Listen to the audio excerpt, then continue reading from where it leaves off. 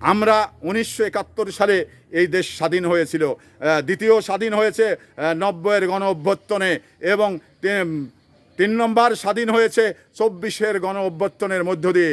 তো আমরা এই সময় এই যে বাংলাদেশটা দুর্বৃত্তর হাতে চলে যান, দুর্বৃত্তের হাতে গিয়ে মানে থেকে যান, তো এই সমস্ত দুর্বৃত্তদের, এই সমস্ত হাইনাদের বিদায় করতে আবারও এদেশে গণ অভ্যুত্থান ঘটাতে হয়। তো এই সমস্ত গণ অভ্যুত্থান আর যেন না ঘটাতে হয় সেটা আমাদের খেয়াল রাখতে হবে। কারণ এই যে হানাদার বাহিনী, ফ্যাসিস্ট সরকার, তারা কিন্তু এদেশ থেকে পালিয়ে গেছে গণ অভ্যুত্থানের তোপের মুখে, জনগণের তোপের মুখে।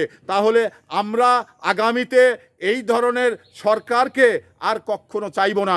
কারণ সরকার যারা রয়েছেন তারা যদি ফ্যাসিস্টদের দিক লক্ষ্য করেন তাহলেও কিন্তু তারা বুঝতে পারবেন যে আমরা যদি আবারও এই ফ্যাসিজিয়াম হয়ে যাই তাহলে আমাদের পরিণতিও ঠিক এই রকম হবে।